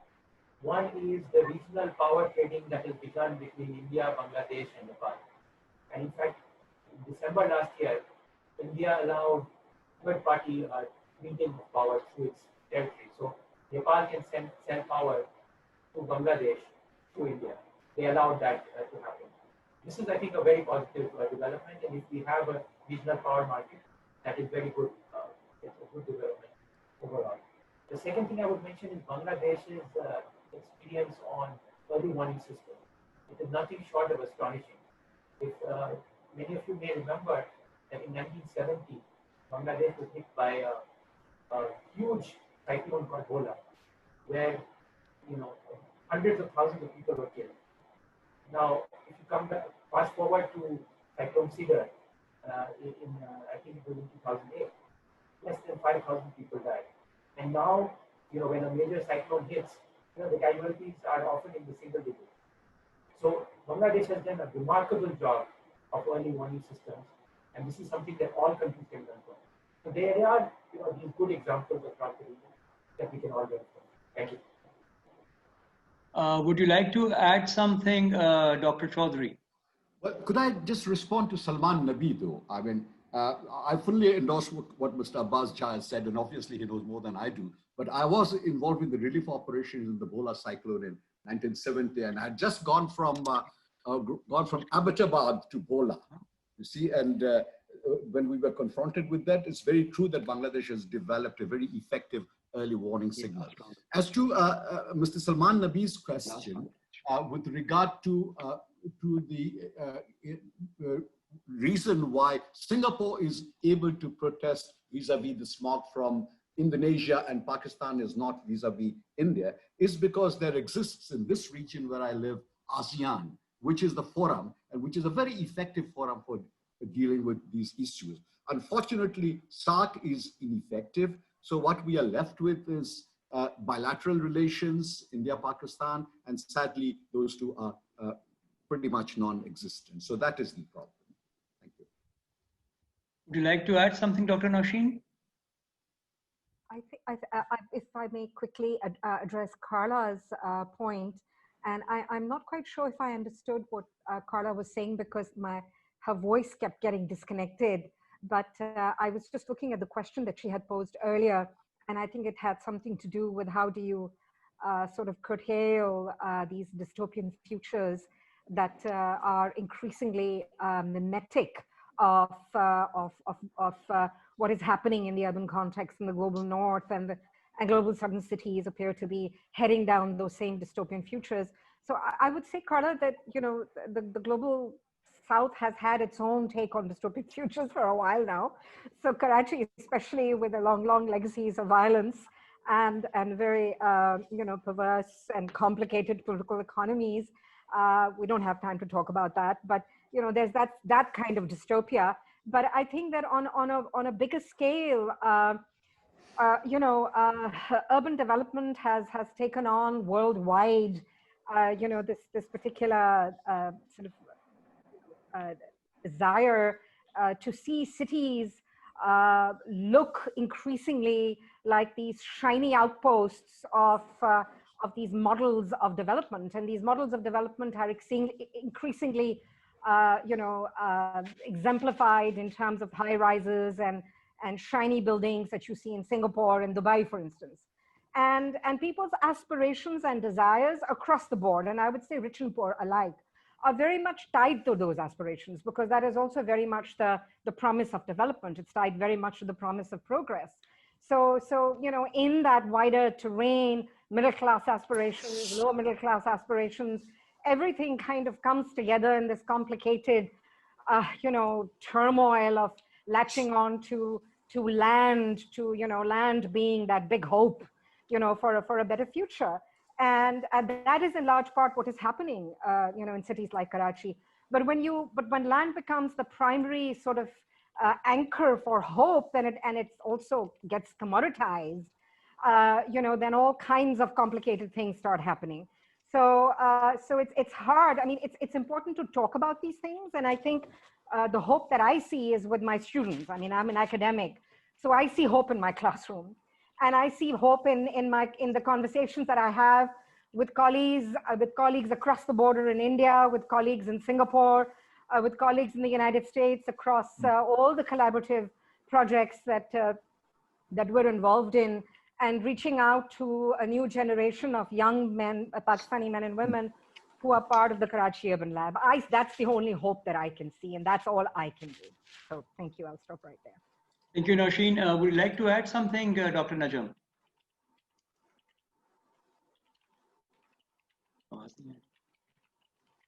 Yes.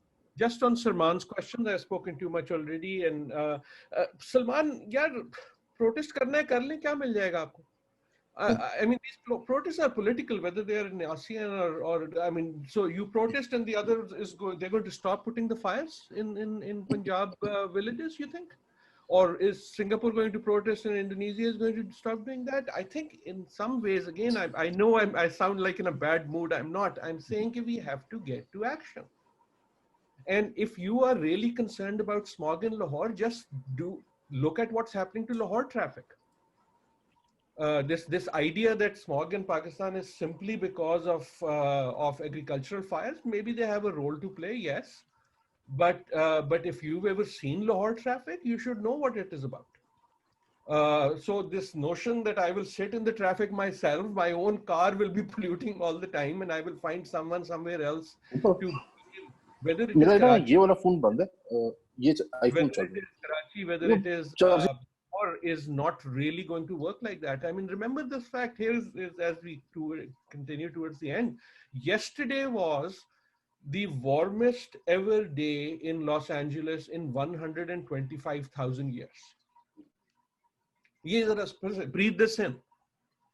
125,000 years.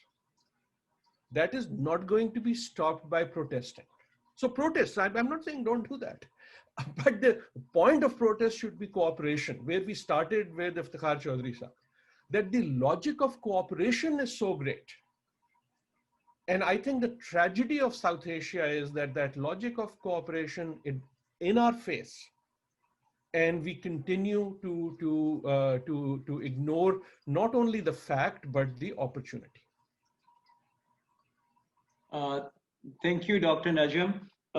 I'm under great pressure from everyone to have 4 more questions. I hope the panelists will bear with me, and well, my apologies. Please ask Zebun Nisa. She's been writing for a while. She has a question. Someone called Zebun Nisa. Please go ahead, Zebun Nisa. Thank you very much for taking my question. I'm really grateful to all the speakers. I have a question from all the speakers that I have worked in NDMA and Karachi situation. Madam Nausheen was talking about a lot about the Karachi, but Karachi situation is not only, it's a political situation, because when I was in NDMA in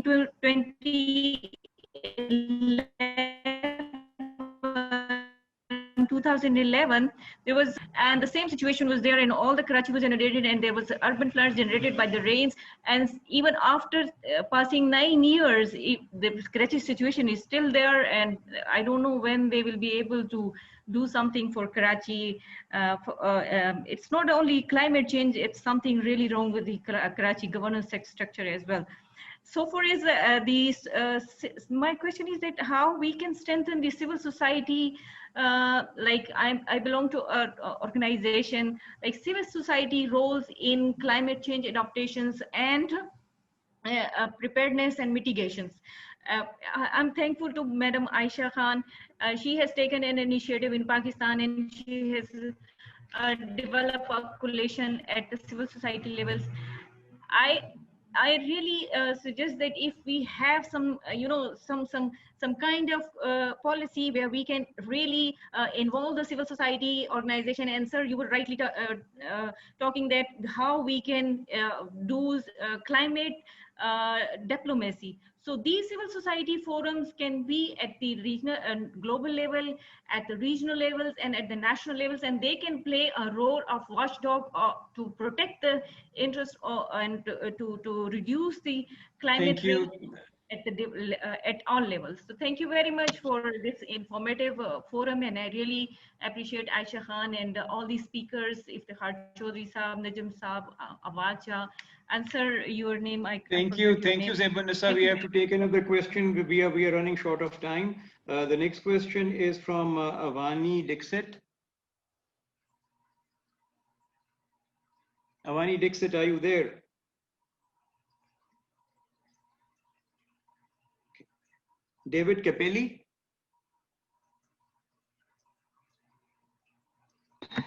Hello, can you hear me? Yes, go ahead, Mr. Dixit.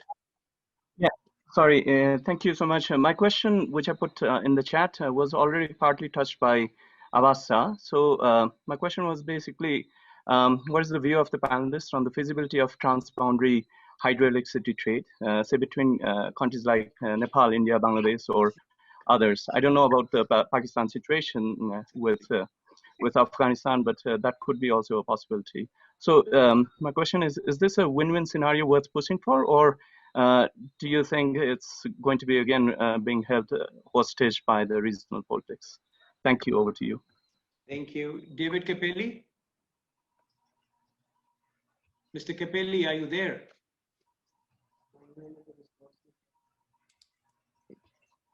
Elakim.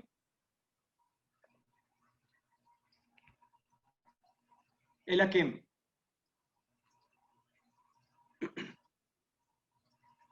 Mr. Mahmood Chima.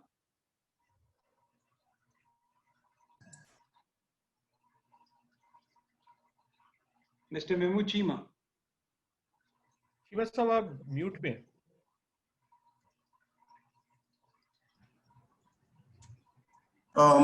Okay. First of all, thank you all for wonderful contributions today. I have learned a lot. My humble submission, the two aspects. We discussed fixing some of the problems, but we have not brought in nature, because mostly that we have not been respecting nature and we are facing problem. I'm in Karachi, been to Dhaka, been to Delhi, and been to Singapore. But we have not actually done successfully in Karachi, Dhaka, Bombay, is that we have not respected those greener spaces that were there, and we have concretized and we have high-rised cities, unplanned development. And at the end, not able to effectively implement the policies, and we start trying to blame climate change. Climate change is one aspect, but the other aspects that we'll have to consider. The second element, respected panelists, that I would like to draw your attention is that we have success stories around these cities, but those are in, I think, isolation, and we have not been successful in sharing those stories. Karachi brings around 50 to 80,000 hectares of mangroves plantations, newly rehabilitation of these ecosystems, which is there to fight and become a good example of climate change adaptation, as Dr. Adil mentioned. But this is not. Mr. Chima, can you quickly ask the question? We are running short of time. Thank you. Question to distinguished panelists is that, are we having some good example at the regional level to share for effective implementation of policies, climate change policies? Thank you. And I take the last question from Mr. Basanta Paudel. Hello, everyone. Thank you very much for the precise presentation. It is very good listening to you all. My question is basically about the international climate financing regime. When this current context of COVID is going on, it has affected the global economy so badly. So how do you see the prospects of international climate financing in this current context of COVID affected economy? Because ultimately the international climate financing regime has to help the LDCs, the least developed countries, to develop resilient infrastructures and try to force on the low carbon economic development strategy. So this question particularly to all the panelists, could you please have your say in this question? Thank you. Thank you very much. Thank you for all the questions. Nausheen, I saw your hand, so you can start. We can start with you. Thank you. Okay, thank you, Nadeem. Very quickly, I'll just address Ms. Zebanissa's question and related to Karachi and the NDMA. And so, you know, when we're talking about climate adaptation and we bring up the issue of governance, I speak from experience in terms of what I see unfolding in the context of this city. How can we make our governance structures flexible in a positive sense to at the molecular level to respond to these everyday disasters that eventually kind of cascade into one another, and when the big one comes, which is the climate crisis related one, then everything gets exacerbated. So may I quick misal deti hu very quickly, Zebanissa. So for the last 24 months, my colleagues and I, the Karachi Urban Lab, have been following the evictions and land displacement dynamics in Karachi. Now, a report is going to be coming out in first quarter 2021. And for reasons that are very complex and we don't have time to discuss here, these are Supreme Court backed eviction orders essentially, which have made over 1,000 households homeless in one particular district alone of Karachi, District Central. So the HRCP, the Human Rights Commission, approached us at the Karachi Urban Lab that these 1,000 households, men and women and young girls and who have been made homeless, who are sitting on their rubble of their homes in Qaid-e-Azam Colony and Liaqatabad, Gharibabad, can Karachi Urban Lab come up with a strategy to build toilets so that orton ke liye, for the women especially, there can be at least some basic facilities where they can, go to the toilets. They had literally dug holes in the ground and, for sanitation. And so we put together a very viable and little, quick summation of what would be needed, and we gave it to the HRCP. The HRCP then went to the NDMA to say that, this has happened on ground and it is a disaster, and would you be able to facilitate these people? So NDMA turned around and said, first, the Sindh government has to declare what has happened a disaster, essentially. And so the conversation got stuck right there. So this question, right, of what are disasters? And this is the point that I constantly make, right, that disasters are happening at an everyday level in the context of the global urban south. And they happen for different reasons, with different causalities, with different permutations. And if we don't see these everyday disasters and these crises, right, that are happening at the molecular level, then thinking about governance structures, the flexibility that is needed in terms of response systems, etc., we're going to get stuck really, really badly. And this is exactly what I see happening in Karachi right now. And this is a teeny tiny example that I've offered. Thank you. Maybe I could come in on the climate finance, if I may. Please go ahead. So I think Dr. Najam had it right on the climate finance, which is that, well, the World Bank, the ADD, AIIB, all of us have quite substantial lending programs for Pakistan, for India, for Bangladesh, for other countries in the region. But at the end of the day, it's a very, very small part of the actual investments that are made by the government. So really the trick is, how can you use these institutions to make your programs better, in the sense that how can governments spend their own money in a more efficient manner? I think that's really the trick. And there are many things that can be done, but one of the things I think that NAUSHEEN has really brought out very well is this whole governance issue.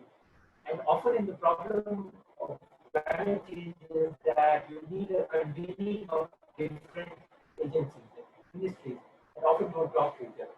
And that coordination is often missing. So, international agencies can play a role there, definitely. The second thing I want to point is this, what we call the problem of NIM talk. And NIM talk means not in my term of office. The problem with disasters is that every mayor or every, prime minister or whatever, minister, hopes that that disaster will not happen on his watch. And that's wishful thinking. But often that incentive to make the investments needed for resilience is not there. So the trick is really how to get these really tough decisions out of the political process into a more technical realm. And my favorite example of this is, I don't know how many of you are familiar with the US Congress's border closing committee. So borders, not border, but base closing committee. So the US Army and the military have these bases all across. And these bases are often very valuable sources of employment. So closing it is a very politically tough. So they've set up this technocratic committee that makes these decisions, and then Congress can vote up or down. They can't change anything. That's a good way of sort of dealing with the politics in a technical way. And we need more of these kind of mechanisms. I'll stop it. Thank you. Thank you very much. Dr. Choudhury, would you like to add something? Dr. Choudhury, would you like to add something? Okay. Dr. Najam? Very last thought, I think I will also pick up on the disaster notion, and I think NAUSHEEN has rightly pointed out a bunch of things about it. And others have complained in the chat that we have as a panel sort of focused on disaster, and I think they're right. I feel bad because I'm usually not as negative on these things. But I do think there is a real problem that we have trapped ourselves in the disaster narrative. This is not about NDMA. I think they do a fine enough job, but they're a disaster agency, right? So once you set up a disaster apparatus, that means it will only be triggered when there is a disaster. And disaster apparatus anywhere, whether it is FEMA in the US, whether it's NDMA, will necessarily focus on, because they are structured on disaster response, which means first the disaster has to happen. Second, it has to be big. Third, it has to be emergency action, not long-term corrective action. So in some ways, I think we really do need somehow to move from one D to another, to taking a development perspective to climate rather than a disaster. Because by the time the climate disaster happens, it's too late, right? So the only thing you can do with a flood, the only thing you can do with a fire, the only thing you can do with the heat is to provide emergency relief to those who are happening. And those of us who keep saying, well, but governance and representation and democracy are making a false narrative as long as we are trapped in the disaster mode. Because the right approach to a disaster is the only one, which is respond to the disaster. Now, this allows us to come back to our original thought of COVID. Right? In some ways, by the time COVID hits you, the only thing you can do is disaster management. You can put up a mask. That's not the time to fix the health system. Right? The same, I think, applies. If there is a lesson to climate, it is that we need to move into development thinking about climate. And maybe this goes back to Imran's question about risk. Development then would say, let us not wait for climate disasters to happen. Let us make development, structure it in a way, whether it is through governance, whether it is through infrastructure, whether it is through investment, whether it is through incentive, so that it becomes more sturdy when the same climatic impact happens. You know, to end, when an earthquake comes, earthquakes aren't climate, but it's a good example. No one ever dies of an earthquake. No one ever dies of an earthquake. You die because the roof falls on your head. The roof falls on your head because the roof is not strong. And whose roof do you think is not strong? The poor person's. That is why all across the world, poor people die in earthquakes and rich people less so. I think the same sort of mindset has to be applied to climate and say, and this is maybe where resilience is not that bad a word. That how do you make development resilient, not people resilient so that we can take on bigger calamities, but make development sturdy enough so that it can deal with those impacts. One of the great lessons we are learning about climate change is that much like any of the other things, it seems to impact everywhere the poorest the most. And there should be no surprise in that, because that is not a failure of climate change. Climate change isn't choosing poor people to attack. Bad development is making poor people more vulnerable. And that, I think, is where, as a country, as well as individuals, there is a lesson to be learned, and a lesson to be learned from COVID. Maybe when the story of COVID was written, we will find that the disaster response didn't really work. But as IFTEKHAR Choudhury sir pointed out, maybe we were just, you know, poverty itself had become a shield. We had become more, there was something at the individual level in the actions that make us much more careful or whatever. I don't know what the lessons will be, but I do think moving from a disaster perspective to climate to a development perspective to climate is part of the solution.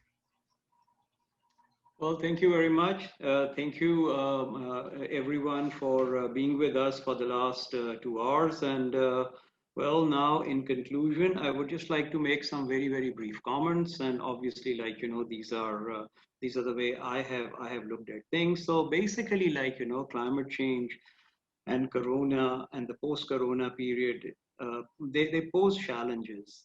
And we live in an age of adaptation. We have governance issues. We have problems regarding technology. We have problems regarding finance. But obviously, like, you know, I mean, governments, and especially countries in South Asia, cannot just be expected to deal with the problems just with public finance. It was clearly mentioned, you know, private financing is also required for the people to look at various things. The infrastructure obviously needs a lot of attention. We have governance issues, and there are problems of migration of people from the villages to the cities, and we have to deal with the issues of mega cities, which are obviously there.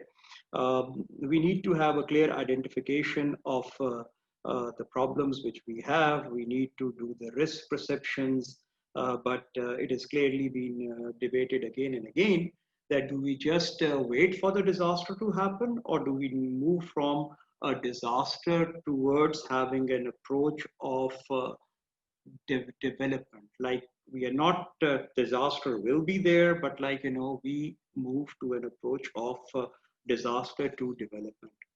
So the essential thing is that we learn from the experiences of one another.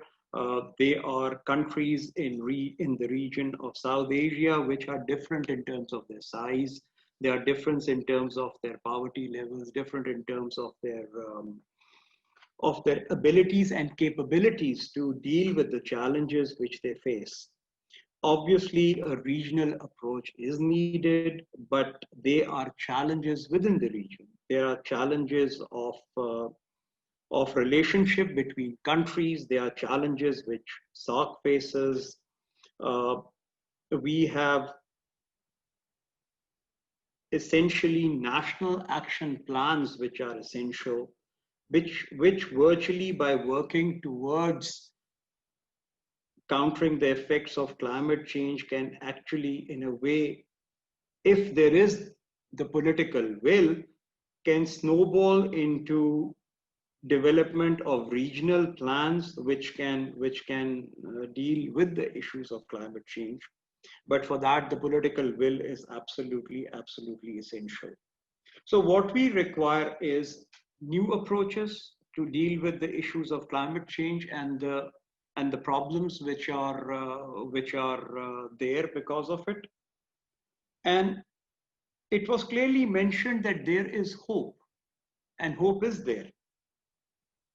All what we need to do is to use cooperation, use the rationale of logic, and strive to work for the future to be with us. So I will conclude by saying that despite the challenges, we have hope. There is a glimmer of hope. We have to work towards that. We have to join our hands. And we have to leave the world a better place for our future generations. Thank you very much. It was an enlightening experience to listen to all of you, to talk to all of you, and to moderate for all of you. I would now request at the end all the panelists and the viewers to click on their, turn on their cameras so we can have a collective group photograph of this webinar. Thank you very much. Have a nice day, and thank you for being with us. Allah Hafiz.